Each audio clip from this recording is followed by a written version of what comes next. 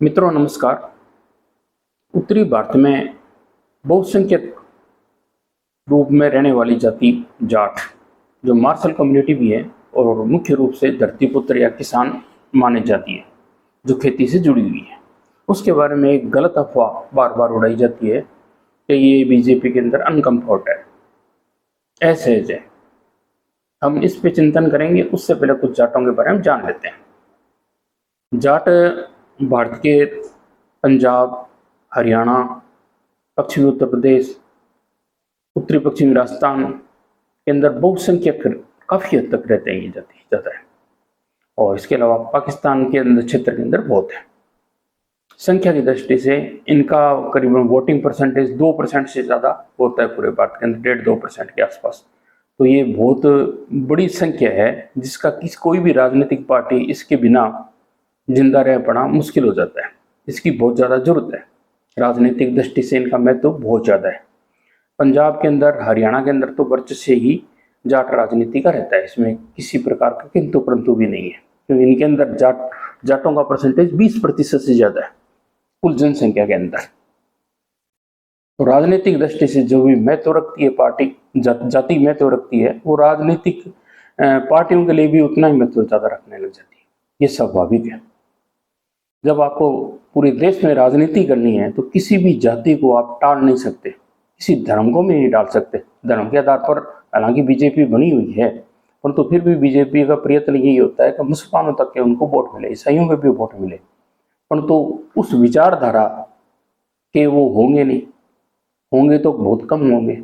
ये समस्या पैदा होती है, क्योंकि जो उनका बीजेपी का जो सिस्टम बनाया हुआ है, राष्ट्रभक्ति का जो पैमाना है, उस हिसाब से बैठना भी जरूरी है। वो विचारधारा भी बैठनी जरूरी है। कांग्रेस की विचारधारा हो, बीजेपी की विचारधारा हो या अन्य पार्टियों की विचारधारा हो, सबकी अपनी अपनी विचारधारा है। वो विचारधारा उनसे समझौता प्राय कर कोई पार्टी नहीं करती, परंतु हर जाति का व्यक्ति फर्स्ट रनर और सेकंड रनर को चुनना चाहता है जिस राज्य के अंदर हो। जैसे राजस्थान है तो उसमें बीजेपी कांग्रेस है,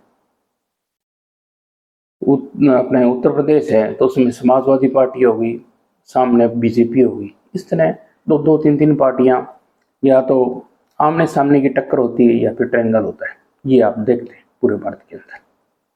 हम जाटों की बात करें तो इसने 2 प्रधानमंत्री दिए हैं, चरण सिंह जी दिए। इसके अलावा उन्होंने देवीलाल जी कुछ समय के लिए नाम मात्र के ही वैसे रहे थे प्रधानमंत्री, परंतु रहे जरूर है। इसके अलावा हम राष्ट्रपति की बात करें तो कोई राष्ट्रपति तो जाट नहीं रहा, परंतु जगदीश जी धक्कड़ जी अभी उपराष्ट्रपति बने थे, जैसा कि आपको विदित है। चौधरी छोटू राम जी बहुत बड़े नेता राष्ट्रीय स्तर पर रहे हैं जाटों के, वो भी आपको पता है। अब बीजेपी पार्टी का लिया जाए तो सत्यपाल जी मलिक थे बीजेपी के अंदर, और जो कुछ हुआ आपको पता है, विदित है। इसी प्रकार जगदीप जी धक्कड़ है, जिनके बारे में अफवाह चाहे कुछ उड़ा दो, अभी तक कुछ भी क्लियर नहीं हुआ है, परंतु वो राष्ट्रपति उपराष्ट्रपति पद को छोड़ चुके हैं और उनका ये कहना था कि उनको खराब स्वास्थ्य की वजह से उन्होंने छोड़ा, जैसा कि आपको अच्छी तरह से पता हुआ है। अब आते हैं हम जाटों के बारे में विश्लेषण करते हैं। तो ये एक प्योर आर्यन नस्ल मानी जा सकती है, जो खेती से जुड़ी हुई है। इसके अंदर जो परिवार का बड़ा मुख्य होता है उसको चौधरी सरनेम दिया जाता है, जिस प्रकार राजपूतों के अंदर ठाकर दिया जाता है। और इनके इतिहास की बात की जाए तो हम ऋग्वेद को पढ़ें तो ऋग्वेद के अंदर देखा जाए तो जो पशुपालक कबीले थे उनको जरित कहा जाता था। जरित जिसका भ्रम होते होते जाट हो गया। जरित में सभी आ जाते थे, सारी जातियां उसी के अंदर आ जाती थी जरित में।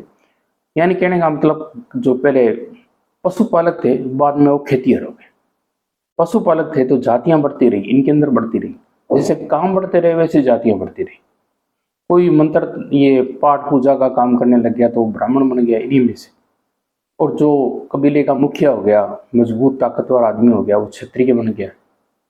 राजपूत बहुत बाद में है, राजपूत तो है अब हो गए अग्निकुंड के बाद में, जिसके अंदर वैदिक संस्कारित किया गया था, जिसे यज्ञ के द्वारा। बौद्ध भी राजा भी थे, हुम कुषाण सभी तरह के राजा थे, बहुत सारे राजा थे, उनको इकट्ठा किया गया माउंट आबू के अंदर, उन्हें एक शुद्धिकरण किया गया, जैसा भी किया गया, और उन्हें वापस वैदिक धर्म में लाया गया। उसके बारे में माउंट आबू के अंदर उसके बाद में कोई राजपूत अलग जाति बनी थी, क्षत्रियों से ही निकली हुई है। राजपुत्र थे वो बने थे राजपूत, तो वो अलग आ गया। क्षत्रियों के अंदर वैसे सभी आ जाते हैं, सारी जातियों का कोई भी लड़ने वाला आदमी हो, पहले जाति के आधार पर नहीं था। जातियां मतलब जातियां थी जरूर, जातियां कर्म के आधार पर थी, बाद में पैतृक हो गई, जैसा कि आपको पता होगा। चलिए हम इस विषय पे नहीं पढ़ते हैं। अब ये कारण क्या होता है कि भाई बीजेपी के अंदर जाटों के कम होने की वजह से ये अफवाह उड़ाई जाती है। अब इसका अध्ययन करते हैं कि क्या कारण है कि बीजेपी के अंदर जाट अलबत्ता कम है। इसका कारण क्या है? इसका कारण ये है कि बीजेपी के जितने भी आए हैं, जो बीजेपी के अंदर आ रहे नेता, वो ज़्यादातर आरएसएस के बैकग्राउंड से आए हैं, या फिर कांग्रेस पार्टी से या दूसरी पार्टियों से आए हैं, या सामान्य नेता बाद के नए नेता आए हैं, इस तरीके से आए हैं। कोई भी पार्टी बनती है तो उसके अंदर दूसरों से भी आते हैं, खुद के भी होते हैं। और जो संघ के बैकग्राउंड से कोई भी आएगा, किसी भी जाति का आएगा, चाहे वो जाट आए चाहे अदर दूसरा आए, वो उसके नियम कायदों को अच्छी तरह से जानता है। उसको पता है कि किस तरह बीजेपी के अंदर अनुशासन है, संघ का वर्चस्व भी है, और यहाँ पे ऊपर से जो भी घोषित कर दिया जाता है उसके हिसाब से चलता है। जैसे शिवराज सिंह जी जो हम थे, 3 बार मुख्यमंत्री बने, उनको बाद में उनको हटा दिया गया। मनमोहन खट्टर जी थे हरियाणा के अंदर, वो 2 बार मुख्यमंत्री रहे, उनको बाद में हटा दिया गया। तो जो भी ऊपर से आदेश मिलता है वो मान्य होता है।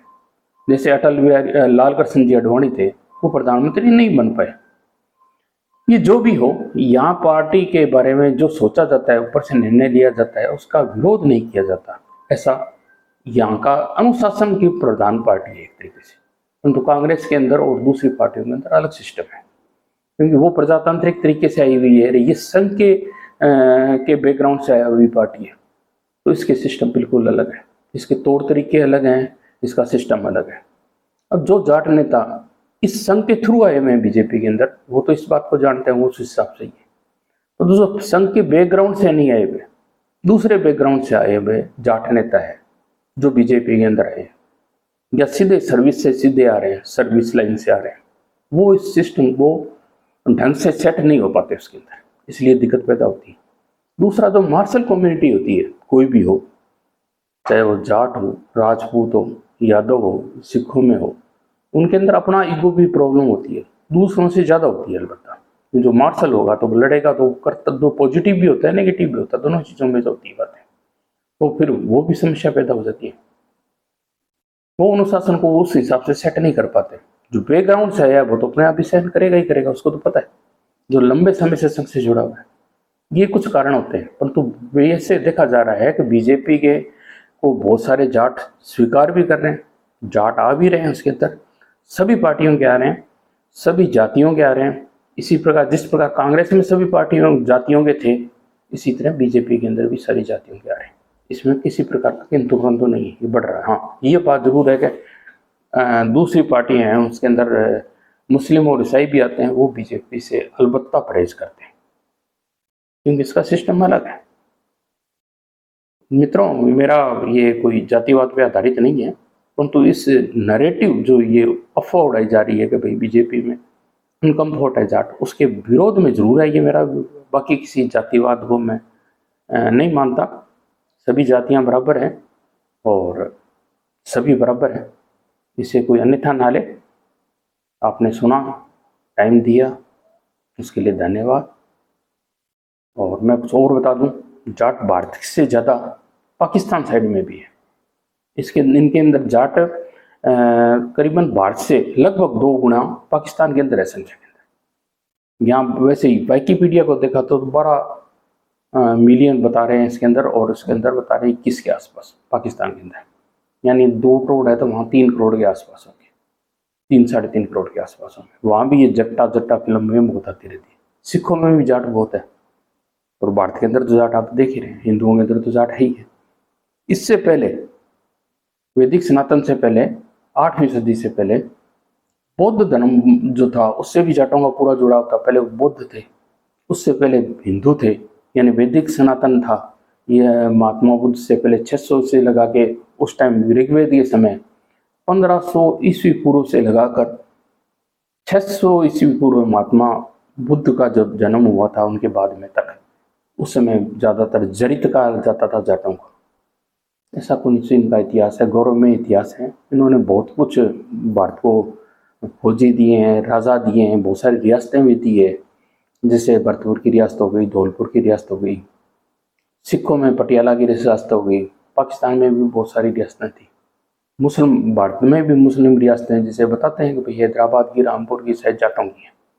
ऐसा बहुत सारी जाटों की रियासतें। धन्यवाद मित्रों, आपने समय दिया, और जय हिंद, जय भारत। आपको अच्छा लगे तो जरूर शेयर कीजिएगा और मेरे चैनल को सब्सक्राइब कीजिएगा। धन्यवाद।